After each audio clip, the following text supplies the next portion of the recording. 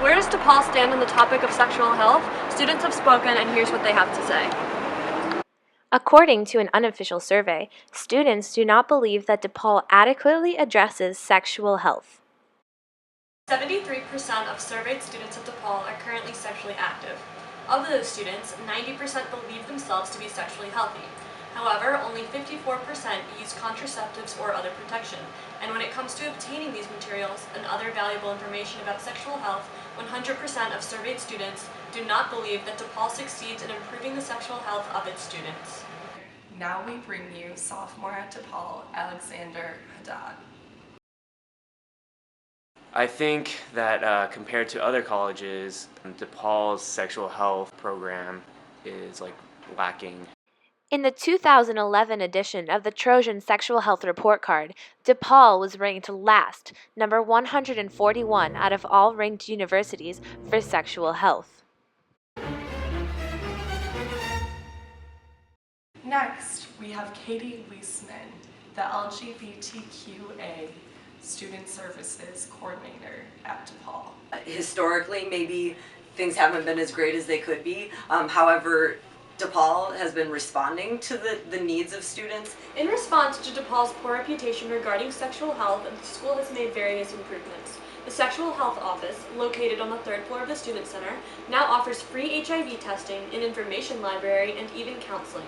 It also provides not only physical resources, but it acts as an information service for issues like gender and sexual identity, sexual violence, and other internal effects of sex on students. DePaul University also suggests Sage Medical as a resource for doctor visits and even birth control prescriptions. Unfortunately, students have not been satisfied with the services provided at Sage. According to anonymous sources, Sage medical professionals were found to be judgmental and invasive, not helpful, and less concerned with sexual health issues than they should be.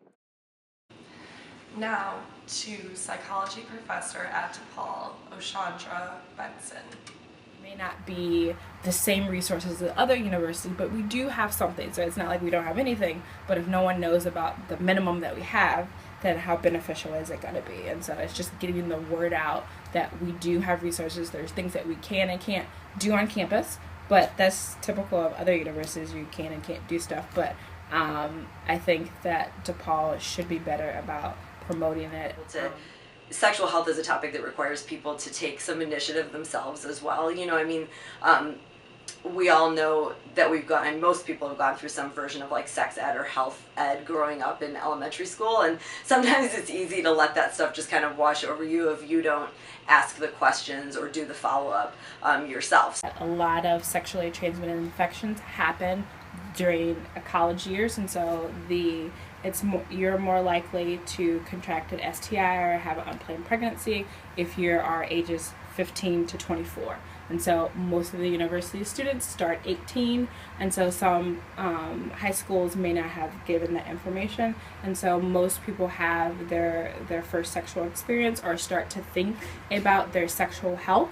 And so sexual health doesn't necessarily mean sexual activities. It could mean just learning about how you feel about all sexual issues, including consent and that information.